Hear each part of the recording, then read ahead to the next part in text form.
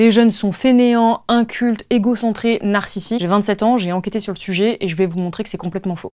On m'a plutôt souvent confondu avec la stagiaire alors que je dirigeais déjà le pôle économie de mon média. J'allais avoir des invités qui arrivaient et qui disaient excusez-moi, où est la journaliste, alors que c'était moi. Il y avait vraiment une forme de disqualification quasi systématique de mon opinion parce que j'étais jeune et donc qu'elle valait moins que l'opinion de personnes plus âgées. C'est pas toutes les personnes âgées, heureusement il y en a qui m'ont donné la parole et je les en remercie. Et j'ai eu beaucoup de jeunes qui m'ont raconté que eux aussi dans leur famille, quand ils essayaient de faire valoir une opinion ou un point de vue, on leur disait dans quelques années tu diras plus la même chose. La parole des jeunes ne vaut pas moins et ne vaut pas plus que la parole des plus âgés. L'une des principales accusations qu'on va retrouver, c'est les jeunes ne veulent plus travailler, les jeunes ne veulent pas se bouger, et en gros ils méritent un petit peu aussi la situation dans laquelle ils se trouvent. Et ce que j'ai vraiment essayé de démontrer dans le livre, c'est que les jeunes font face à des paramètres socio-économiques qui sont vraiment bien plus difficiles que ceux qu'on a pu voir dans ce qu'on appelle les 30 glorieuses. Entre 1982 et 2020, le taux d'emploi précaire des jeunes est passé de 17% à 52%.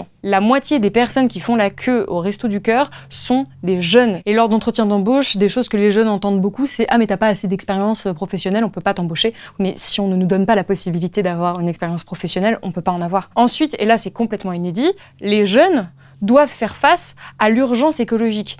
Et c'est pas seulement l'urgence écologique qui est terrifiante pour beaucoup de jeunes, c'est le constat de l'inaction des plus âgés qui sont aux manettes de la société et qui ne font rien de significatif pour assurer notre futur. Et derrière ce discours de critique des jeunes ou alors de délégation des responsabilités sur les jeunes se cache une forme de lâcheté à mes yeux, une forme de facilité qui est de dire non non mais c'est bon, c'est pas mon problème, je m'en occupe pas. Mais en fait si, c'est totalement votre problème, en tout cas c'est un problème que nous ne pourrons pas résoudre sans votre aide, à vous, les personnes plus âgées. Comme beaucoup d'autres jeunes, je souffre d'éco-anxiété, c'est-à-dire que d'étudier toute la journée l'urgence écologique et encore une fois, surtout l'inaction, ça me terrifie. Et à titre personnel, et j'impose pas ça comme pensée, c'est vraiment juste moi, mon cas, je n'ai pas envie, pour l'instant en tout cas, de mettre un enfant au monde dans ces conditions parce que je pourrais pas le protéger. Si demain je voyais qu'il y avait une véritable prise de conscience, peut-être que je changerais d'avis. Mais là, tant que ce tournant-là n'est pas pris, je pense vraiment que je vais rester sur cette position malheureusement. C'est quelque chose qui a été vraiment difficile à vivre et qui me donne encore envie de pleurer quand j'en parle.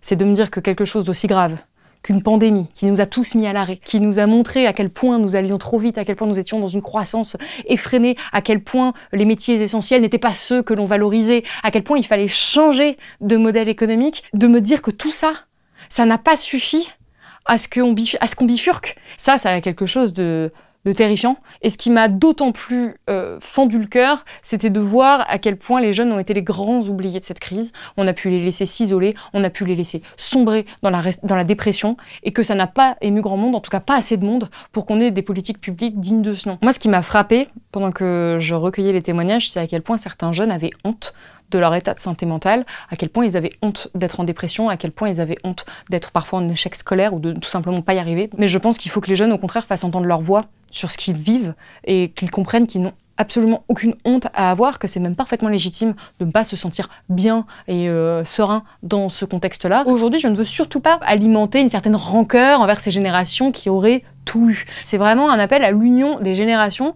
L'heure n'est vraiment pas à la recherche de coupables qu'il faudrait punir, mais plutôt à la reconstruction d'un avenir sur une planète tout simplement habitable pour les générations futures.